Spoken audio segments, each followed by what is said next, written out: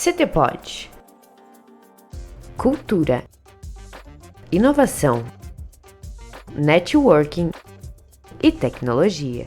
Olá pessoal, estamos aqui em mais um CTPod. Eu sou a Ana Laura e eu estou aqui com o meu co-host Rafa. Oi Rafa, Oi, tudo Ana, bem? tudo bem? Bom dia, boa tarde, boa noite para vocês que estão nos assistindo e nos escutando pelos principais agregadores de podcast. Sejam bem-vindos a mais um episódio, recebendo a nossa ilustríssima convidada, doutora Para Daiane. mais um episódio. Para mais um episódio. Olá, é muito bom estar aqui com vocês, participando, dialogando, falando de inovação em saúde, né? Cumprimento vocês também, todo mundo que nos ouve aí, acompanhando mais esse podcast.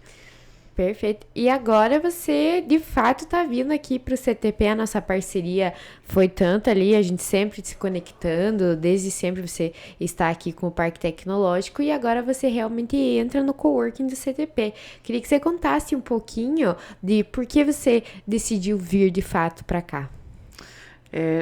Assim, nisso eu já me sinto participante, já me sinto integrante do Sila, né? Agora oficialmente estando no coworking, pela importância que tem esse diálogo de estar com as pessoas, né? A troca de ideia que acontece num café, no momento ali de intervalo, porque a minha empresa, né, a qual o meu esposo, o Dr. Jefferson, somos sócios nessa ideia, ela começou como ideia, a Genitore surgiu lá em 2020, quando nós retornamos para cá, para a cidade de Guarapuava, e ela já é inovação desde a sua origem, né? A gente, tanto eu quanto ele, trabalhamos numa via de profissões que praticamente a gente iniciou isso como uma inovação nas nossas áreas. Então, o momento que eu fui me aproximando do Sila foi por essa conexão de entender o quanto um parque tecnológico pode nos dar essa sustentação para o desenvolvimento de novas ideias, para uma conexão, porque esse network é essencial. Nós entendemos e somos especialistas nas nossas áreas, mas quando você resolve empreender e inovar, você precisa, né, capilarizar isso tudo para pessoas que são experts também em todo o ciclo que acontece dentro da inovação. E aqui não tem espaço melhor onde isso pode acontecer nesse fluxo, para que a gente consiga dar a assessoria, a consultoria que a Genitore se propõe com a excelência que é necessária. E eu queria que vocês comentassem também como que foi essa criação da empresa e esse desenvolvimento e o que vocês oferecem como serviço, para contar um pouquinho para o pessoal, né, que você vem de uma área da pesquisa, da ciência, e como que você pode empreender nessas áreas. E essa, né, bem que você falou assim, de professora universitária, trabalhava no curso, né, morava em Curitiba, trabalhava na biotech com a PUC. A PUC tem um cenário de inovação, tem a Hot Milk que trabalha isso, então os nossos alunos da biotech eram muito envolvidos com o processo de inovação, tecnologia, teste genético, e em biotech se estuda isso em todas as áreas, né? E quando eu mudei para Guarapuava, já era nessa perspectiva do Instituto para a Pesquisa do Câncer, então eu vim para trabalhar no Instituto. Eu fiquei por um tempo no Instituto como pesquisadora, né, que nessa área eu era professora universitária e pesquisadora. E lá em Curitiba eu já trabalhava com uma consultoria também para famílias, que sempre vem no sentido de busca de informações em relação a doenças genéticas. Então, trabalhava com parentalidade, pais que estão, né, pensando sobre a possibilidade de ter filhos. E sempre nesse aspecto envolve a questão psicológica também. E uma das coisas assim que na minha formação eu trabalhei com a genética, mas comunicar a genética tem um impacto. Isso me fez buscar a bioética, como você dialogar essa informação. Essa era uma preocupação minha em transformar um conhecimento que é bem teórico e que as pessoas associam que tem uma certa dificuldade em transmitir isso de uma forma que seja compreensível e fácil. Porque o nosso DNA faz parte de tudo, né? Então, como a gente metaboliza, o que a gente come, como que as nossas fibras se expressam. Então, como que eu pego uma informação técnica de um conteúdo e faço isso se transformar no teu dia a dia. Você fazer escolhas pautado no conhecimento, no seu autoconhecimento. Eu via isso como o meu papel de pesquisadora, em pegar o teu gene, entender isso e publicar, em colocar como processo. Mas aí, nesse período de trabalho como pesquisadora, começou a vir as demandas. As pessoas falaram assim, olha, fiz o meu teste, esse mais comum que tem aí da internet, aquele que fica na promoção e fica barato. E teve 2 momentos assim. Teve uma pessoa que veio e me falou, olha, eu não tenho risco de câncer. Eu falei, tá, mas como que você fala com tanta certeza sobre não ter esse risco? Falou, olha, porque eu fiz o meu teste e deu 0 risco. Eu falei, não, mas espera aí, como que você interpretou isso? Né? Por que você tá tão... O que isso está desfragmentando da tua responsabilidade em autocuidado com a saúde? Então, o teu teste, qual foi o papel desse teste? E aí teve um outro momento que foi assim, a minha mãe teve um linfoma, eu fui pesquisar e eu vi que eu podia fazer coisas no meu dia a dia para mudar a minha condição de saúde, para não vir a desenvolver. E aí eu pensei, não, o teste me ajudou muito aqui. E as pessoas que estavam assim, eu falei, olha, então vamos interpretar esse teu teste direito, vamos ver o que dá para você fazer, o que esse teu teste está falando. E o meu esposo já trabalhava como genitor e na prestação de consultoria nesse processo pós-Covid, então a área de formação dele é no existencialismo, na parte de saúde mental voltada, né, tem uma interface com a espiritualidade, mas também com os lutos, né, a forma de luto. Então ele atendia muitas pessoas ali naquele período Covid, que perderam um familiar, que viviam esses medos, e essa parte da consultoria terapêutica que ele faz já acontecia. Ele falou, Daiane, você sabe tanto sobre isso, começa a transmitir isso para as pessoas nessa consultoria. E aí a gente foi dividindo o consultório e lá na clínica mesmo, a psiquiatra falou, olha, eu vou para os congressos internacionais e as pessoas estão usando o painel fármaco. Se você interpretar, nós podemos trabalhar junto aqui, como equipe multidisciplinar. Então, eu integrei a clínica e comecei a fazer a solicitação desses painéis farmacogenéticos. E foi fazendo tanto sentido clínico, a gente começou a ajustar as medicações, a conseguir fechar diagnósticos com precisão, que chegou um momento que essa clínica tomou o centro e eu, então, não integrei mais o SPEC como pesquisadora, né? Eu participo de algumas pesquisas, como tem a pesquisa do MED-EPGEN, que é uma pesquisa do Paranaense, contribuo em alguns aspectos, né, nessas participações, mas a minha prática clínica aí foi que eu assumi a genitore com tudo. E nessa busca por painéis, eu fui me aproximando das empresas e eu presto consultoria para algumas empresas para a gente conseguir fazer com que essa comunicação fique mais assertiva. Então, como eu tinha a parte técnica, que eu entendo como que o teste é feito, todo o processo, eu trabalho hoje no desenvolvimento de testes, eu presto consultoria para empresas que fazem mapeamento e eu faço a consulta profissional e pessoal. Então, você fez o teu teste, Rafa, você quer que eu interprete para você que você traduza isso no teu dia a dia, então eu vou fazer. Você vai me perguntar se qual que é o melhor teste para mim? Eu vou tentar entender o que você quer saber. Então, essa consultoria é desde a escolha do teste, a coleta do material, o envio para a empresa, aí depois quando chega eu faço a interpretação e vou comunicar. Vou comunicar você e vou comunicar os teus profissionais da saúde.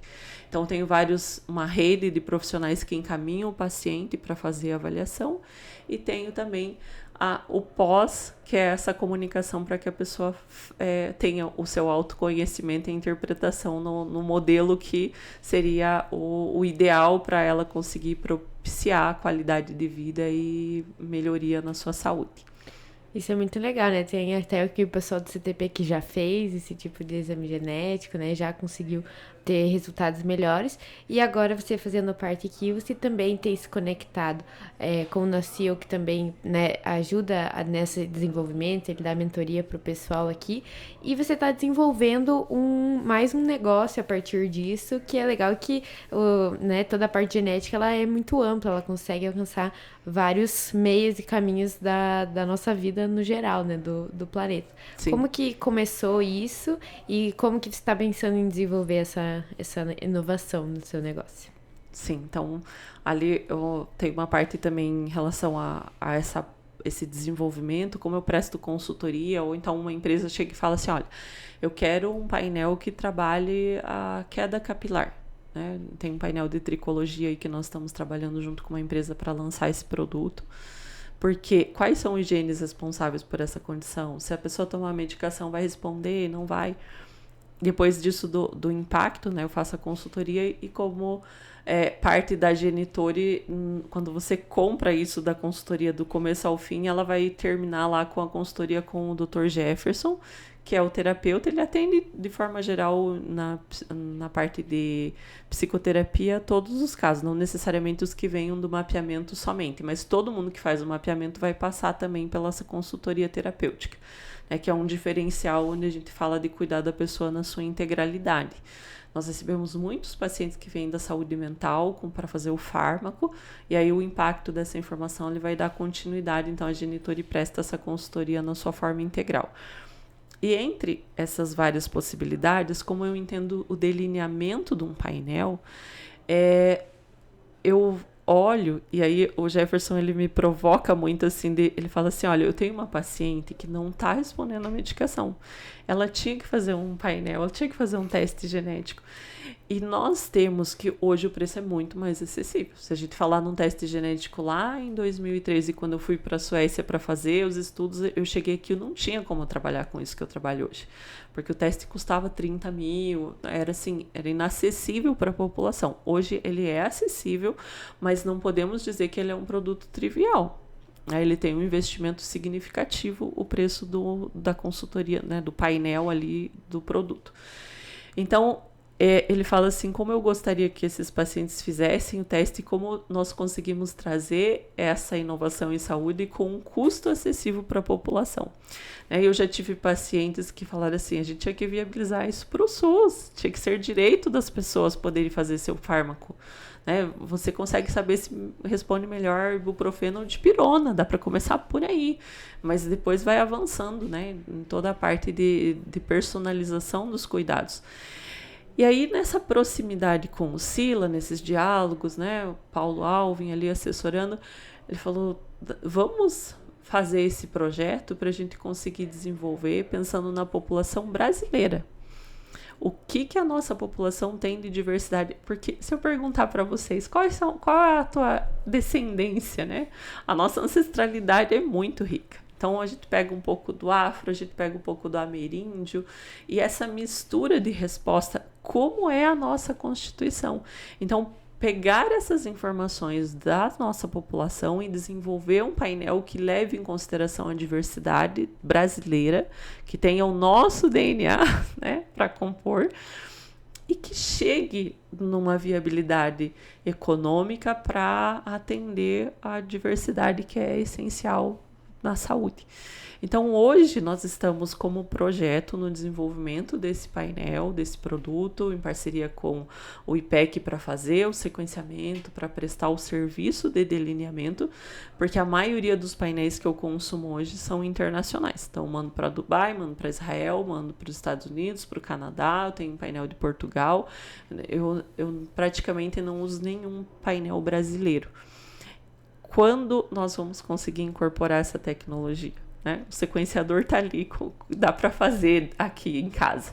Então, como que nós vamos criar esse processo para delinear? Então, estou fazendo isso, estou colocando os genes que são importantes, o painel vai ser desenhado, só que aí você tem que validar, você tem que passar pelo processo desses reagentes, e não é que o painel é caro, ele é caro porque o produto é caro. Então, tem todo um investimento que vai acontecer ali para viabilizar um produto de prateleira.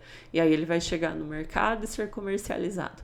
Então, assim, aqui a Daiane, que é pesquisadora, que estava acostumada com o mundo do laboratório, que sai para inovar e ser empreendedora. E tem que entender de toda essa dinâmica de mercado, de projetos. Então, nesse momento, eu chego aqui no Sila e eu falo, olha, gente, preciso de ajuda. O que é o mais difícil, que é desenhar um painel, que poucas pessoas sabem fazer, eu sei. Agora, o resto, vocês têm que me ajudar. Estamos aqui para isso. O parque possibilita isso. Que possibilita essas novas aventuras, querendo ou não, esses novos caminhos. E aproveitando que você falou sobre a doutora Daiane, queria que você contasse a sua trajetória de vida, como você saiu da sua casa para se tornar uma das maiores pesquisadoras que a gente tem no Brasil. Essa É uma trajetória, assim, né, que eu lembro desde criança que eu não sabia ainda o que eu queria, mas eu queria alguma coisa que fosse pensar na saúde das pessoas, porque eu morava aqui vizinha, né, ali no bairro do Charquinha, então a gente via o ônibus da PAI passando e aquelas crianças com deficiência, e eu me questionava como que existem doenças que não têm cura. Eu queria ser alguma coisa que ajudasse a trabalhar com isso que é da saúde dessas pessoas. Aí quando eu fiz o ensino médio, vi que na genética existia, eu pensei, não, tá lá, né? Tá lá no DNA. Se mexer nisso daqui, a gente tem uma chance de ajudar essas pessoas. Aí eu fui fazer biologia, porque era a possibilidade que tinha, que eu entendia da pesquisa, né? Fiz o meu mestrado aqui no Unicentro também, na parte da genética, mas genética de populações, e aí o doutorado eu decidi, não, agora eu vou para a área que eu quero mesmo, que é a genética humana. E quando eu terminei a minha graduação, eu saí o primeiro ano, fui trabalhar como professora universitária no curso de psicologia, eu dava disciplina de neuro e disciplina de genética. E os alunos traziam muitas situações regionais ali da área de Irati, Prudentópolis, de saúde mental. Falando, olha, eles estão expostos a agrotóxicos, será que isso tem efeito? Será que... e essa área de saúde mental sempre me chamou muita atenção, até por isso, né, da comprometimento cognitivo. Então, quando eu fui para o meu doutorado, eu falei, olha, eu quero trabalhar com a parte de neuro, né, Aí o meu orientador falou assim, não tem nada disso aqui. No laboratório a gente trabalha com genes que se expressam no sistema nervoso. Se você conseguir a amostra, pode fazer. E aí o desafio foi dado, eu fui atrás para ver em Alzheimer, fui passar um tempo em São Paulo vendo como que era a triagem, consegui ficar um tempo no Hospital de Clínicas, no Instituto Neurológico, e aí consegui essa amostra. Uma amostra brasileira de pacientes idosos, tanto cognitivamente saudáveis quanto com demência. E aí o que eu queria fazer não tinha aqui no Brasil, que era avaliar a resposta deles ao medicamento, porque me chamava muita atenção. Teve um idoso que nesse meu estágio de coletas, ele chegou bem, fazia 10 anos que ele estava com a doença e você demorava para perceber que ele tinha demência. E teve uma paciente que ela entrou um dia deambulando, tudo bem, e dali 1 ano ela já entrou de cadeira de roda, sem conseguir deglutição. Falando assim, parece que não é a mesma doença. Falar de uma pessoa... E aí, né, você já faz as associações à genética, como que responde. Aí eu comecei um diálogo com um pesquisador lá do Instituto Karolinska. Assim, eu pensei, o mais do que um não do cara que é o top, eu não vou ter. E aí, quando eu falei para ele, olha, eu tenho uma amostra brasileira, vocês aí só têm suecos, né? Uma população homogênea. Então, a hipótese que você tem que as pessoas respondem diferente, se a gente olhar numa população heterogênea, o negócio dá... Aí ele falou, não, então venha para cá e vamos analisar isso. Aí eu fui, tive esse período do Karolinska. Quando eu cheguei lá nesse departamento no Neurobiology, que estudava especificamente doenças neurodegenerativas, eu fui a primeira brasileira a estar, então eles até faziam uma expectativa, será que é meio indígena? Então foi a participação num centro onde a nossa coordenadora na época, a Agneta Nober, fazia parte dos pesquisadores que escolhiam o vencedor do prêmio Nobel, então era uma proporção muito alta. E quando eu cheguei lá, assim, a gente tinha a realidade da universidade brasileira, a pipeta, tudo manual. Então, eu cheguei lá, gente, e tinha aqueles robôs para você programar. E os alunos de iniciação sabiam mexer naquilo. E eu cheguei assim, eu não sei mexer nem no robô. Não sei como é que programa esse negócio. Aí, nós achávamos o máximo que a gente tinha uma estante de reagentes. Eles tinham uma sala de reagentes. E alguns eram na ordem sueca, né? Estava escrito em sueco o nome do reagente, e outros eram em inglês. Então, eu tive que fazer um croquis de localização, porque era 10 freezers de amostra, era tudo numa dimensão astronômica para uma pobre pesquisadora brasileira. E aí foi um tempo de adaptação e no final, né, deu tudo certo, mas chegou um dia que eu achei que a Suécia era feia até, porque o desafio era tão grande de conseguir acompanhar aquele nível de pesquisa, né? E a minha pergunta, eu via que tinha uma proporção, assim, que, né, as dimensões de pesquisa deles, e isso abriu para pensar. Eu lembro que quando eu cheguei, o Tarri me falou assim, olha, Daiane, o que você vai fazer com esses resultados? Quando chegar lá, o que você vai transformar a tua realidade onde você está inserido? E essa pergunta no meio universitário aqui no Brasil, você nunca ouve. Você ouve o que vai ser o teu resultado de publicação, o que vai ser... Assim, é muito preocupado com a parte técnica. E lá a primeira pergunta era o social. A primeira pergunta era o que podia trazer de inovação. No meio universitário, a gente sabe das limitações, até de recursos para trabalhar. Mas é uma questão de constituição de pensamento, é uma cultura do que aquela pesquisa traz, porque mesmo a pesquisa básica, ela vai contribuir. Então, esse enriquecimento de você abrir o teu pensamento para não seguir somente a carreira acadêmica, mas a própria carreira acadêmica está diretamente relacionada com as tuas realidades existenciais, eu acho que foi um ponto que, além de tudo do tecnológico e do que eu pude fazer lá, me chamou muita atenção, assim, me fez pensar para além do que eu tinha de pensamento e de ideias aqui com os estudos no Brasil. E aí, nessa trajetória, eu voltei, né, aí concluí minha parte do doutorado e eu defendi um pouco antes para poder ir para o meu pós-doc na bioética. Nesse momento eu tinha muitas possibilidades de continuar com a parte dura da ciência, de genética, de continuar esses estudos, mas cada idoso, quando eu chegava para passar o resultado, eu fui para lá, eu trouxe os resultados, e aí o médico, o geriatra que acompanhava, falou, tá, agora você tem que passar esse resultado. E de formação acadêmica, eu sou bióloga, né? Então, naquele momento, eu pensei assim, gente, como que eu vou falar assim para o paciente esse resultado? Fala assim, você tem uma ApoE4 do genótipo GG. Como que eu falo? O que vai ter de decorrência disso? Isso me fez cursar as disciplinas na bioética, onde eu sabia que tinha um profissional, o Dr. Mário Sanches, que ele foi participar das discussões éticas do projeto Genoma Humano. Então, enquanto o projeto Genoma Humano estava acontecendo, ele foi lá no doutorado dele, ficou com a equipe, participou dessas discussões. Então, sabia que ele tinha base, ele foi meu supervisor, tinha feito essas orientações com ele. Então, eu pensei, não, eu quero agora refletir, porque geralmente, assim, do lado do idoso com Alzheimer, tinha o filho. E quando eu comunicava, o filho perguntava, e eu posso fazer o meu? O que vai vir como consequência? Então, essas questões me fizeram ir para a bioética para discutir um pouco da responsabilidade ética que nós temos com essa informação. E daí eu já fiquei ali na PUC como professora universitária, e fiquei no departamento de bioética, e na graduação eu fui para a biotech. E os alunos da biotech são ótimos, eles são super, assim, muito curiosos pelo saber, sempre buscando fazer. A gente falava muito de edição gênica, né? Essa provocação de inovação em saúde, inovação, na verdade, em toda a área de biotech, né? Dos seres vivos. E então, dessa trajetória acadêmica assim, que foi sendo moldada, chegou um momento que a vida universitária eu gostava muito, ela mexe com tudo isso da pesquisa, da inovação, mas principalmente depois que eu passei o processo lá do câncer da minha mãe, que demorou 8 meses para um diagnóstico. Então, eu me via como pesquisadora que tinha estudado tanto feito impotente, porque a gente não tinha ferramentas para fazer a avaliação diagnóstica. Aquilo mexeu muito comigo, da minha impotência diante daquele fato. E aí, depois que saiu o diagnóstico, né, ela veio a falecer e eu mergulhei nisso de saber sobre essa parte da genômica. Então, ela faleceu em 2019, em 2020 é que o IPEC começou suas atividades. Então, eu entendi, eu nunca imaginava que ia voltar para Guarapuava. Se alguém me perguntasse se vai voltar, eu falava, não, o que eu vou fazer em Guarapuava, né?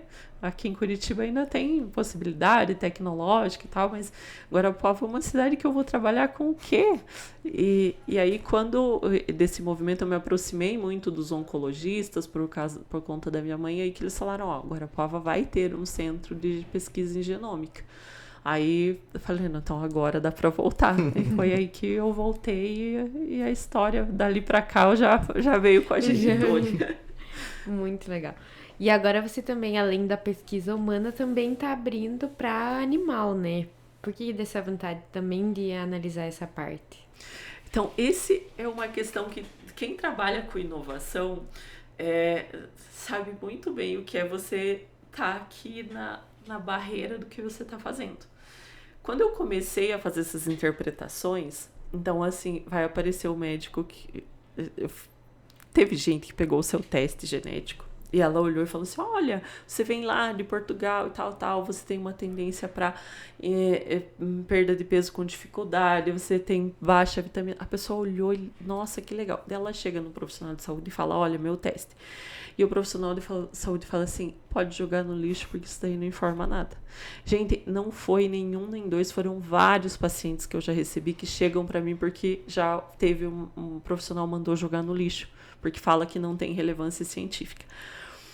Então, eu já enfrentei isso no começo ali das minhas atividades, das pessoas perguntavam, o que você está fazendo? Quem que faz isso no Brasil igual você?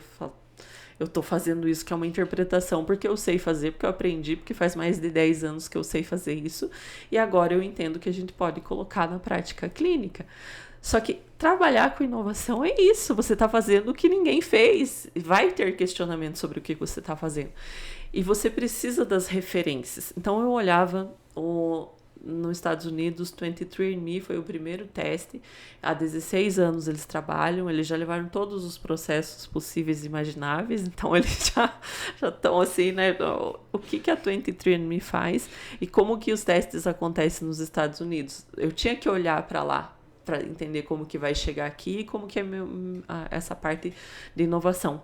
E sempre que eu olhava nos Estados Unidos, vinha a testagem em animais, porque lá é muito comum, e se vocês olharem algumas trends que aparecem lá, o teu cachorro fez o teste genético e deu 100% de bagunça.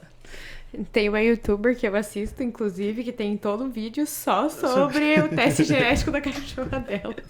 E aí, essa trend não é nossa, não é cultural. Quem brasileiro que você conhece que fez o teste? Ela vem lá dos americanos, porque lá você vai no pet shop e compra o teste para saber se o teu cachorro é puro. Então, ele já tem esse mercado formado. E aí eu pensava assim, eu faço isso para humanos, e aí você chegou, fez o teu, e aí tem gente que leva o cachorrinho junto para consulta para ver o seu resultado, porque o pet é da família.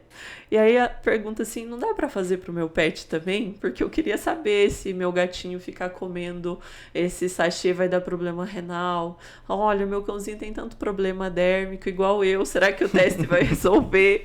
Então, assim, pela experiência que lá fora isso já acontece e tem sucesso, e que aqui no Brasil essa possibilidade é um mercado para acontecer, só que assim, eu não sou vet, né? Então eu preciso interpretar e ter o profissional que vai trabalhar comigo. Então nesse caminho eu conheci um veterinário que é o Bruno Monteiro, que ele entende o que é informação genética. A gente falou, não, dá pra gente começar a fazer isso, né? Hoje nós temos 2 empresas no Brasil que fazem a venda, mas que ainda o mercado tem toda a possibilidade da gente avançar e levar esse conhecimento para também transformar a vida dos pets.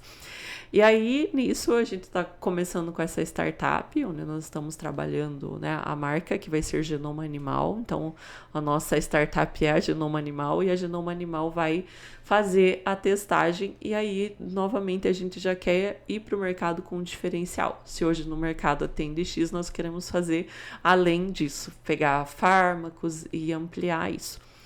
Primeiro produto da esteira vai ser para o pet, porque do pet nós temos uma capacidade ali de trabalho que está melhor definida.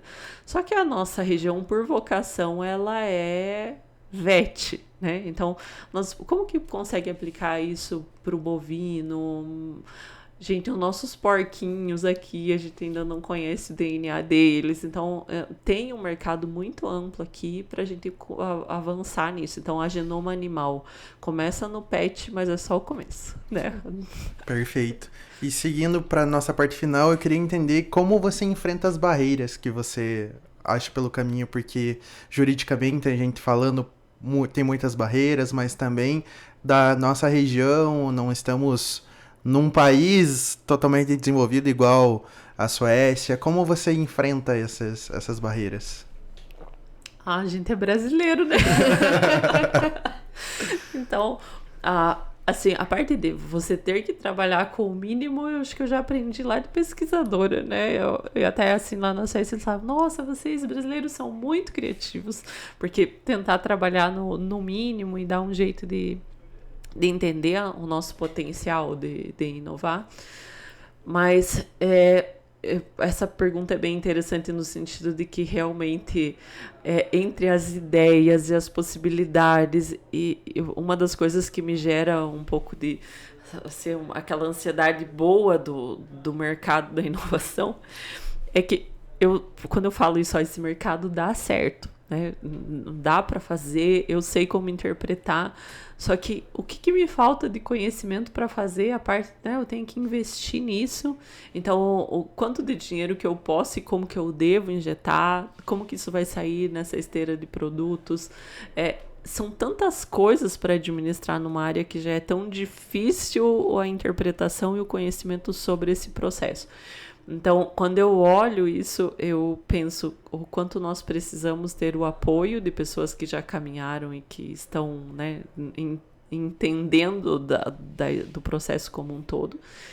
E esse enfrentamento sempre vem nessa busca do auxílio das pessoas que entendem, né? E assim, até, Rafael, foi bem interessante o quanto que no mercado a gente trazendo uma ideia nova vai se deparar com essa necessidade de uma leitura e avaliação de quem está querendo se aproveitar dessas situações, de pessoas com má fé, porque você enfrenta um mercado onde tem produtos de verdade e outros não, né? A própria leitura dos testes. E essa dimensão, eu acho que a principal motivação sempre no final, quando eu penso, meu Deus, de tudo que eu tô fazendo, do fármaco, é tanto trabalho, a motivação final é ver como as pessoas ficam bem. De olhar assim, não, é para além só do negócio, a motivação, claro, motivação financeira tem que existir, porque senão, né, é o tempo que eu poderia estar com meu filho que eu tô dedicando para um processo, né, é o tempo que eu poderia estar tendo lazer que vai para um processo. Então, ele tem que me remunerar por isso. E falando no sentido econômico, as empresas que trabalham com isso têm um mercado muito interessante. Só que até você chegar lá, né, é um processo bastante moroso no sentido financeiro. E o que fica para você respirar e entender que vale a pena, porque se eu estivesse vendendo outra coisa era bem mais fácil o produto, podia ter o efeito financeiro mais rápido, é o quanto que isso realmente vai impactar e vai fazer bem, e é olhar aquele paciente que te manda mensagem falando, olha, deu certo, agora eu sei quem eu sou, eu entendi minha parte genética, né? Trabalhar com a neurodiversidade, que é o que eu mais trabalho, as pessoas neurodivergentes são meu principal público, então tô acostumada a viver com um público ali fora da curva que eu entendo como missão também o meu trabalho, e é isso que ajuda no dia a dia como aquele combustível que vale a pena tudo isso. E acho que para finalizar mesmo, então, como que a pessoa faz esse painel, né? Eu tô aqui, eu escutei o podcast, qual que é o primeiro passo para entrar em contato com você, ver se realmente eu preciso de passar, né, pela Jane. Esqueci. Pode fazer. Então, qual que é o primeiro passo que a pessoa tem que fazer para poder fazer o teste, para se conhecer melhor? Então, assim, para essa cadeia, eu fiz ali 3 vídeos que são as principais perguntas. O que é o mapeamento genético? Então, esse vídeo postei no meu canal no YouTube, que é a doutora Daiane Simão. O meu Instagram também vai ter esses vídeos ali, o que é o mapeamento. Decidi fazer... Daí tem a segunda pergunta. Será que o mapeamento é para mim? Né? Que é uma pergunta que as pessoas sempre fazem. Também fiz um videozinho explicativo. E o último deles... Pronto, quero marcar como que vai ser o processo. Então, eu criei essa sequência de vídeos de instruções. E aí, se você entra na minha página do Instagram, doutora Daiane Simão, vai ter o link onde você consegue entrar em contato com a secretária da Genitore. Então, escrevendo lá, ela vai passar todo o fluxo do quanto custa um teste, quanto custa uma consulta, quais são os diferentes pacotes. E aí, nessa conversa com ela, ela também vai tirar algumas dúvidas, porque sempre, quando a gente trabalha com as coisas que são novas, assim, vem as dúvidas de como vai ser esse atendimento, né? A coleta é por raspado da mucosa, então um cotonetezinho que você vai passar na bochecha, não dói, né? Mas aí vai ser o agendamento dessa consulta para entrar em toda a esteira do atendimento. E aqui no CTP você vai estar de vez em quando? O pessoal também consegue me encontrar por aqui? Eu estarei aqui toda terça-feira. Então, eu destinei o dia empreendedora para terça-feira. Então, estou à disposição para dialogar, para conhecer, né, essas novas possibilidades aí que o Sila nos traz e partilhar, receber também a experiência para a gente conseguir avançar sempre nessa área. Perfeito, eu agradeço a sua participação novamente aqui no podcast. Bem-vinda ao CTP. Você já fazia parte, né? Mas Já oficialmente no coworking. E vamos juntos. E temos eventos, ações aí pra frente. E o pessoal acompanha. Então, se você tem interesse em ver as redes sociais dela, siga o ctp.br também no Instagram, que a gente também sempre tá divulgando as ações. E é isso. Obrigada, Rafa. Obrigado, Ana. Obrigado, doutora Daiane. Sempre seja muito bem-vinda ao CTPod. Vamos encerrando mais um episódio, agradecendo aos nossos patrocinadores e a nossa parceria com a Prefeitura de Guarapuava. E nos vemos em um breve momento já para um novo episódio. Tchau, tchau, pessoal. Até mais. Tchau, pessoal. CTPod. Cultura. Inovação.